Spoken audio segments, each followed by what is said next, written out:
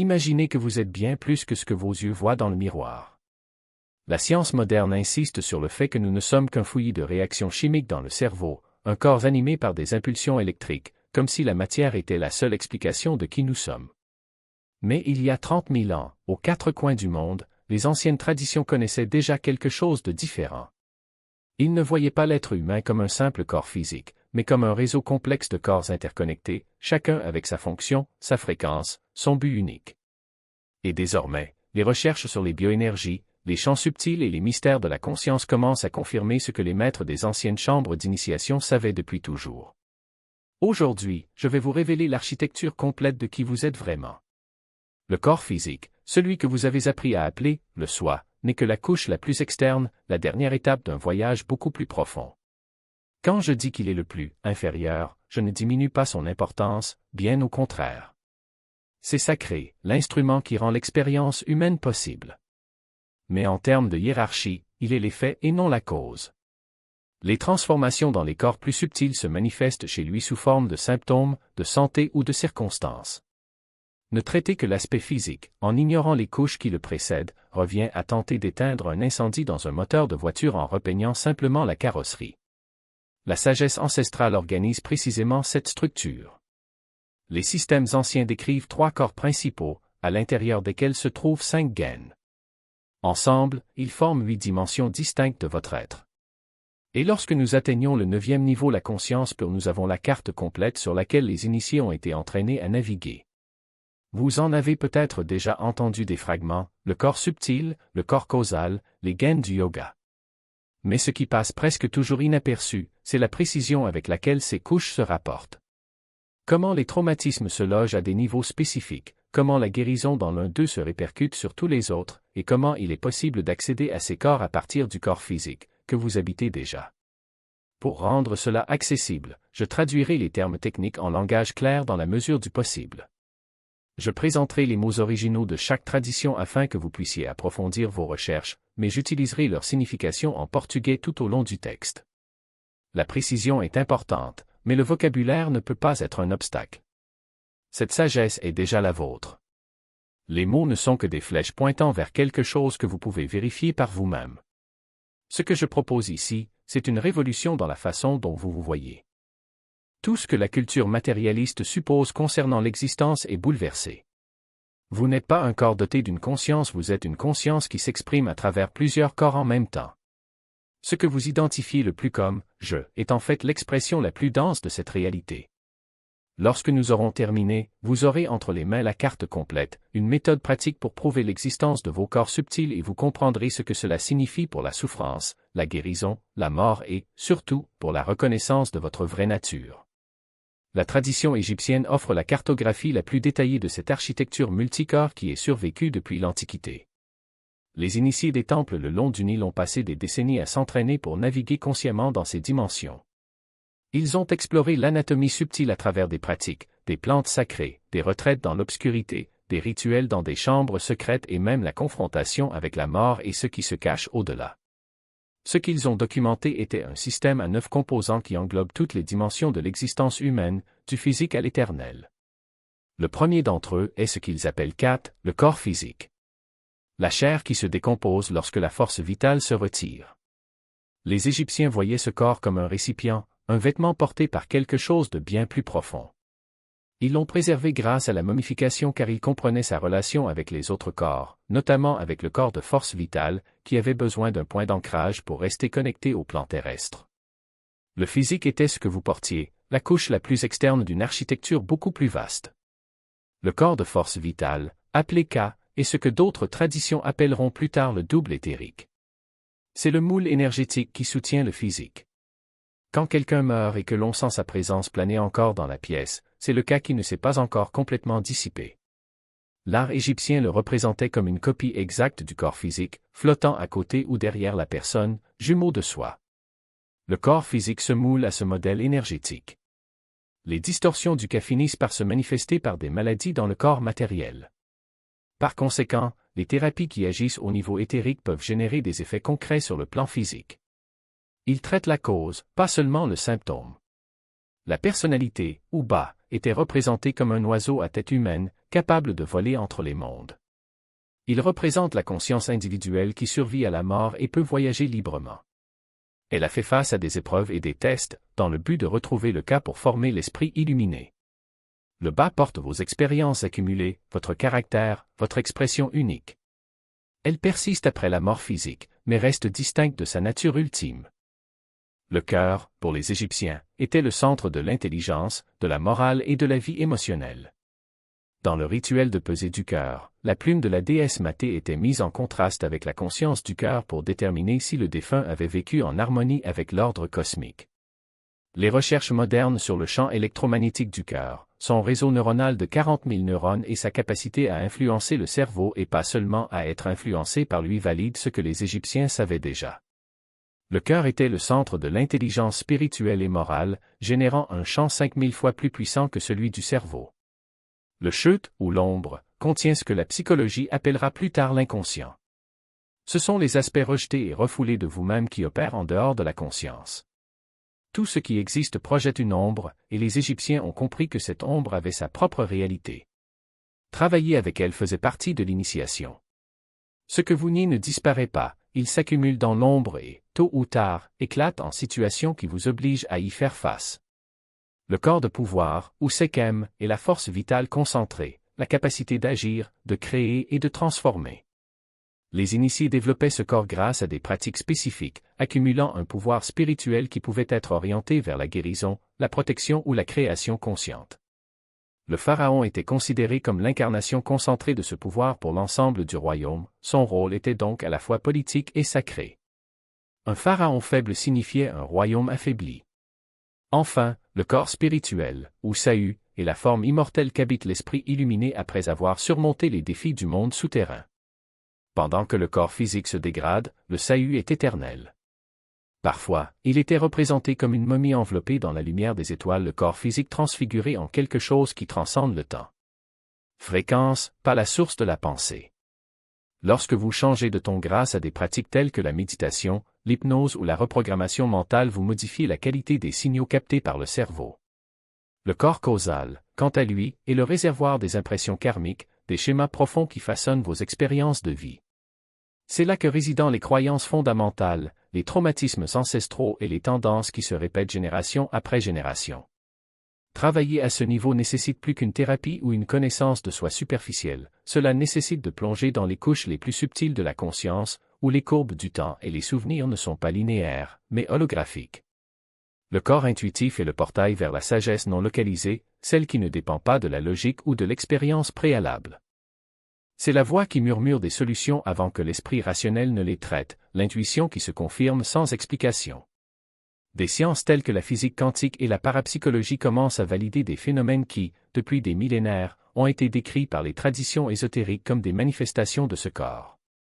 Enfin, le corps spirituel est l'essence pure, la conscience qui observe sans s'identifier à aucun des corps précédents. C'est le « je suis » qui reste inchangé que vous soyez éveillé, en train de rêver ou dans un sommeil profond. Lorsque les mystiques parlent d'union avec le divin, c'est à ce niveau qu'ils font référence non pas comme un accomplissement, mais comme la reconnaissance de ce qui a toujours été vrai.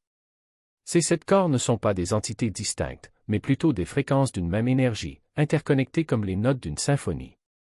Lorsqu'un corps est disharmonieux, les autres résonnent de manière déséquilibrée. Un blocage dans le corps émotionnel, par exemple, peut se manifester par une douleur physique dans le corps éthérique ou par une confusion mentale dans le corps mental. La médecine intégrative et les thérapies énergétiques fonctionnent précisément parce qu'elles reconnaissent cette interdépendance. L'acupuncture, le reiki, les constellations familiales ou encore la psychothérapie somatique travaillent à des niveaux différents, mais convergent tous vers un même objectif, restaurer la fluidité entre les corps, permettre à la conscience de s'exprimer sans distorsion. Ce qui rend cette vision si puissante, c'est qu'elle ne nécessite aucune croyance en quoi que ce soit. Vous pouvez le tester dès maintenant. Fermez les yeux un instant et remarquez, où ressentez-vous la tension? Dans le corps physique? En respirant? Dans vos pensées? Chacune de ces sensations indique quel corps demande de l'attention. Et voici la clé, le corps qui résiste le plus est souvent celui qui détient la plus grande sagesse. Ce que vous évitez de regarder, c'est exactement ce qui doit être intégré. Parce que l'illumination n'est pas un état de perfection, mais plutôt la capacité d'habiter toutes vos parties même les plus denses avec présence et acceptation. Si cette perspective résonne en vous, c'est parce que quelque chose en vous reconnaît déjà cette vérité. Ce n'est pas une coïncidence si tant de traditions, séparées par les océans et les siècles, sont parvenues à des cartes aussi similaires de l'expérience humaine. Ils n'inventaient rien, ils décrivaient simplement ce qui était toujours là, attendant qu'on s'en souvienne. Et lorsque vous commencez à vous considérer comme un être multidimensionnel, quelque chose d'extraordinaire se produit. La vie cesse d'être une série d'événements aléatoires et se révèle comme un champ de possibilités infinies, où chaque choix, chaque respiration, chaque pensée est une opportunité de s'aligner avec votre essence la plus pure. L'invitation est faite. Il ne s'agit pas d'adopter une nouvelle croyance, mais d'expérimenter, de ressentir, de tester. Parce qu'au fond, vous le savez déjà. Vous êtes bien plus qu'un corps physique, bien plus qu'un esprit occupé. Vous êtes la conscience qui habite tous ces corps, le témoin silencieux qui n'est jamais né et ne mourra jamais. Et quand cette vérité prend vie en vous, tout change. Non pas parce que le monde extérieur s'est transformé, mais parce que vous avez enfin reconnu votre propre nature. Et ça, mon ami, c'est le début de tout. La clé n'est pas de lutter contre l'avance, mais d'allumer le bon feu. Parce que ce que vous appelez l'imitation porte déjà en lui le germe de la liberté. Chaque schéma répétitif, chaque douleur qui insiste pour revenir, chaque blocage qui semble insurmontable, tout cela sont des messages codés provenant de votre propre intelligence supérieure. Le corps physique crie ce que l'esprit refuse d'entendre. La maladie n'est pas une erreur, mais le signe que quelque chose de plus profond doit être vu. Et lorsque vous finissez par déchiffrer ce code, vous découvrez que le remède ne réside pas dans le médicament, mais dans la question qu'il est venu vous poser. Imaginez un instant que vous êtes une rivière. Les rochers dans le lit, les courbes inattendues, même les rapides les plus violents ne sont pas des obstacles, ils sont le chemin par lequel l'eau trouve son chemin. Ce que vous appelez un problème, c'est simplement le courant qui cherche une nouvelle direction. Et si, au lieu d'essayer d'enlever les pierres, vous appreniez à couler avec elles? La tradition antique enseigne que chaque émotion non traitée, chaque croyance limitante, chaque souvenir douloureux est comme un barrage sur la rivière de votre énergie vitale. Retirez le barrage et ce qui était stagnation se transforme en force. Ce qui était du poids devient un élan. Ce qui semblait être un fardeau s'avère être un carburant. Mais voici le secret que peu de gens osent dire à haute voix, vous n'avez rien à réparer. Vous devez reconnaître. Parce que la transformation n'est pas un acte d'effort, mais d'abandon. Lorsque vous arrêtez de combattre l'obscurité et allumez simplement la lumière, vous découvrez qu'elle a toujours été là. Les enseignants du passé ne parlaient pas de « guérir » l'esprit ou le corps, ils parlaient de l'éveil à ce qui est déjà. La souffrance n'est pas une erreur de conception, mais une invitation à voir au-delà du design. Et chaque fois que vous répondez à cette invitation, quelque chose en vous se développe. Pensez à la dernière fois où une douleur physique a disparu, non pas à cause de médicaments, mais parce que quelque chose en vous a changé. Peut-être s'agissait-il d'une idée, d'une décision, d'un moment de clarté soudaine. Ce qui s'est passé là-bas n'était pas magique, c'était la preuve que votre corps physique n'est que le dernier maillon d'une chaîne beaucoup plus profonde. Lorsque l'esprit s'aligne, le corps suit. Lorsque l'émotion se libère, la matière se réorganise. Lorsque la conscience s'étend, même les cellules se souviennent de leur nature originelle. Et si je vous disais que vous avez déjà tout ce dont vous avez besoin? Que les outils de cette alchimie interne ne se trouvent pas quelque part très loin, mais dans chaque respiration, dans chaque battement de votre cœur. La tradition védique appelle cela prana, la force vitale qui anime non seulement votre corps, mais l'univers entier. Et lorsque vous apprenez à diriger cette force, vous découvrez que vous n'en êtes pas séparé. Tu es elle. Ce que vous appelez « je » n'est qu'un point de conscience dans un océan infini d'énergie intelligente. Les anciens ne considéraient pas la maladie comme un ennemi mais comme un enseignant.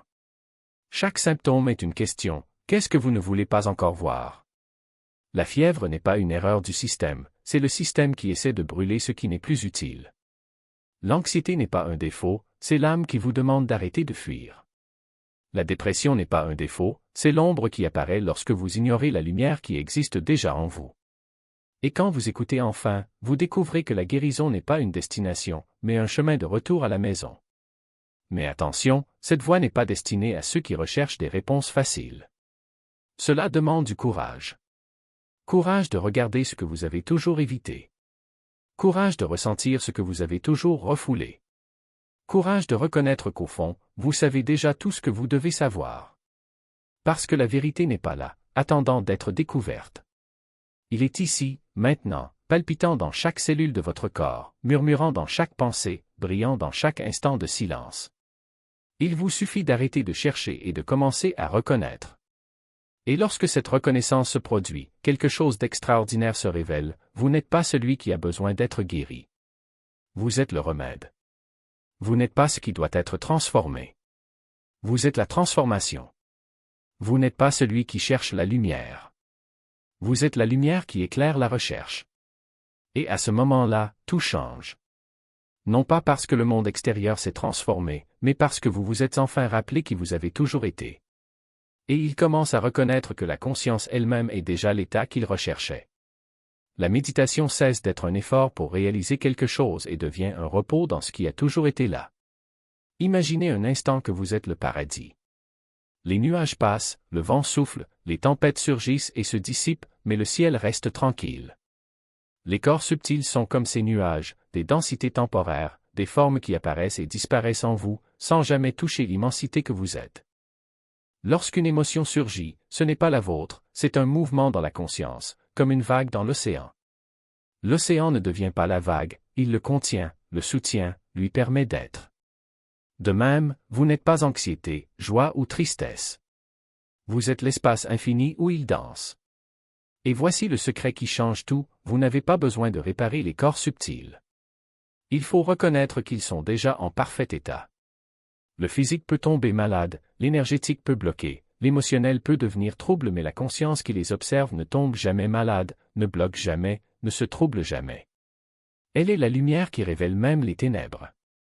Lorsque vous arrêtez de combattre les nuages et que vous vous souvenez simplement que vous êtes le ciel, quelque chose d'extraordinaire se produit, les nuages perdent leur pouvoir.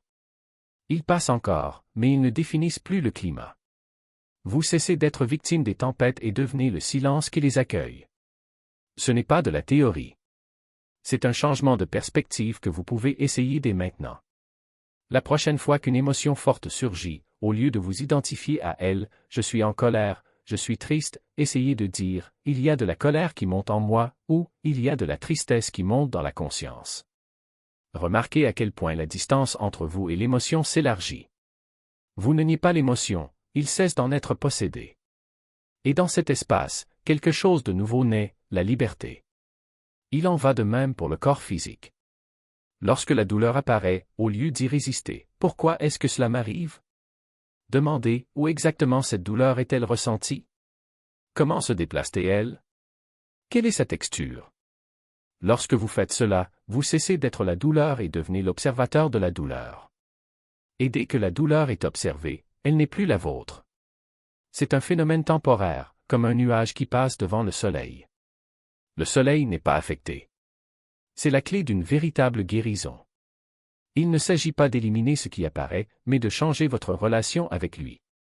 Le corps physique peut vieillir, le corps énergétique peut fluctuer, le corps émotionnel peut fluctuer mais la conscience qui les perçoit reste intacte, immuable, libre.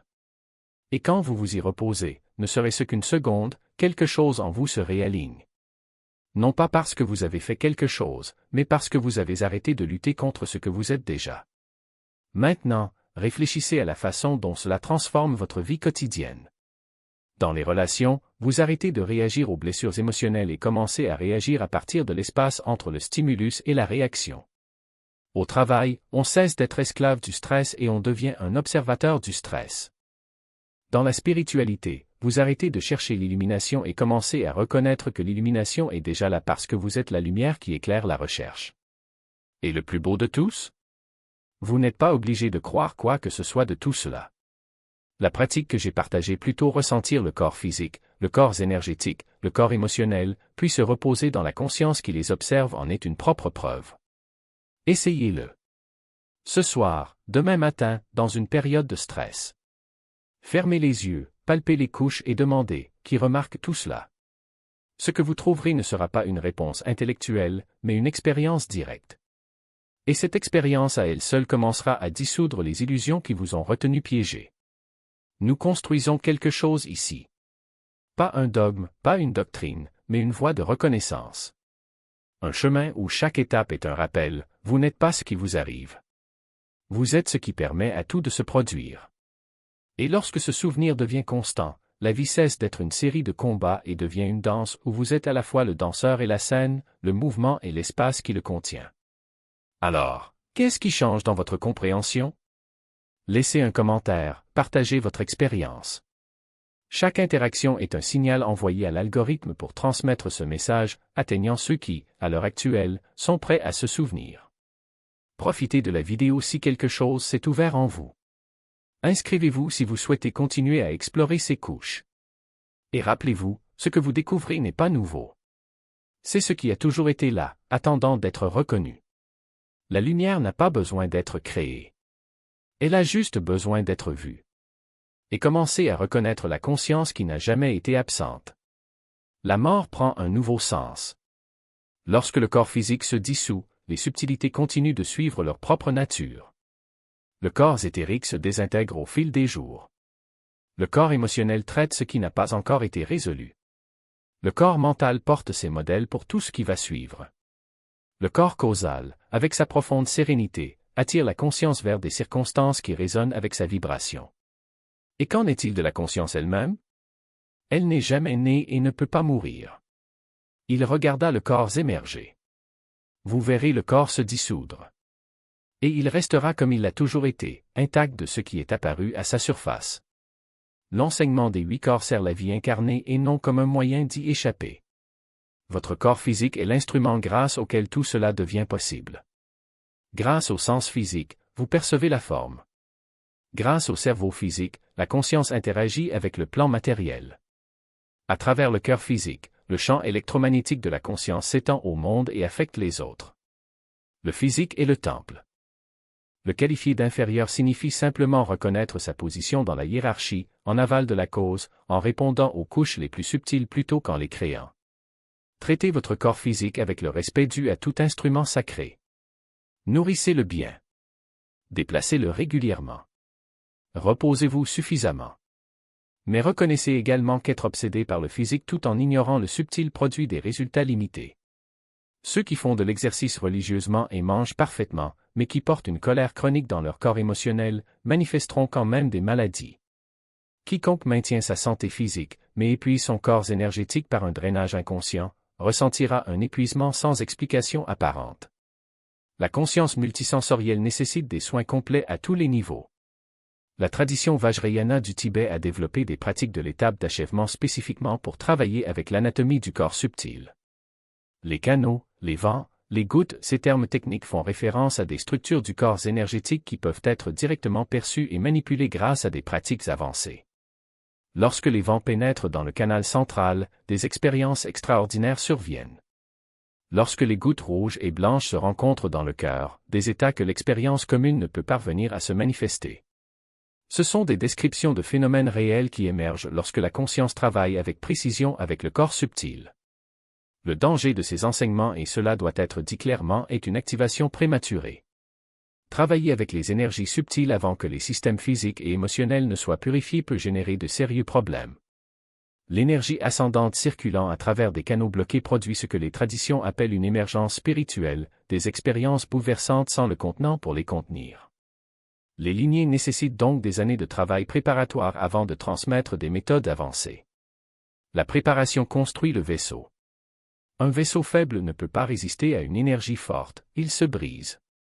Ce que vous pouvez faire en toute sécurité, à partir de ce soir, c'est la pratique que je viens de partager. Remarquez les couches. Ressentez l'énergie en vos paumes. Observez les émotions comme des mouvements dans un champ, sans s'y identifier complètement. Reconnaissez la conscience qui est témoin de toutes les couches de la même manière. C'est le travail fondamental. Il prépare le système sans le surcharger. Et, répété quotidiennement pendant des semaines et des mois, il développe une perception subtile qui s'affine de plus en plus.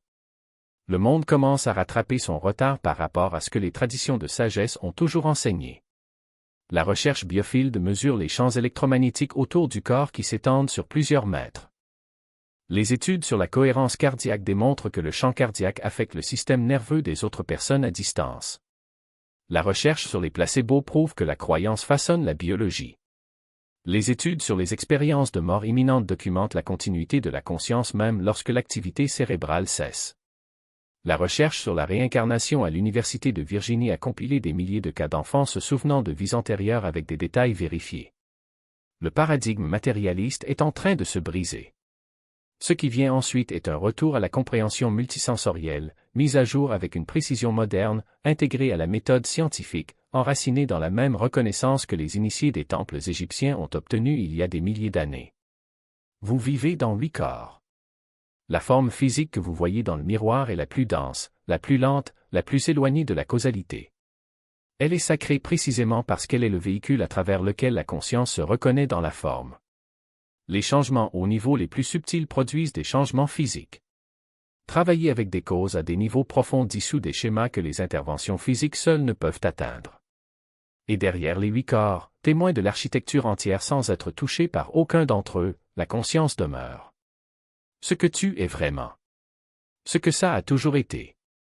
Ce qui survit à toutes les transformations parce qu'il n'est jamais né. Cette conscience est ce qui est présent maintenant, derrière vos yeux. C'est la même conscience qui était présente à travers d'autres yeux, sous d'autres formes. C'est la même conscience qui perdurera lorsque ces yeux se fermeront pour la dernière fois. Votre corps physique n'est inférieur que dans le sens où la projection est en aval du projecteur. Le rayon dépend du soleil qui le produit. Et le soleil est là, brillant comme vous, se manifestant dans ces 8 corps dans un but que vous êtes venu accomplir. Si cet enseignement a touché quelque chose en vous, si le paradigme a commencé à s'ouvrir, laissez un commentaire sur ce qui a été révélé. Partagez cette vidéo avec quelqu'un qui a besoin d'entendre cela. Inscrivez-vous pour plus de détails sur ces sujets. Nous avons construit ici un corpus d'œuvres importants, et cela fait partie d'une transmission plus large. Chaque vidéo se connecte aux autres. Plus vous vous engagez, plus le puzzle se révèle. Vous êtes conscience portant 8 corps simultanément. Le physique est votre interface avec le plan matériel. Les corps subtils sont votre interface avec des dimensions que les sens physiques ne perçoivent pas. Et la conscience que vous êtes réellement n'a besoin d'aucune interface. C'est l'espace dans lequel apparaissent toutes les interfaces. Déjà terminé. Déjà entier. Maintenant, ce que vous avez toujours recherché.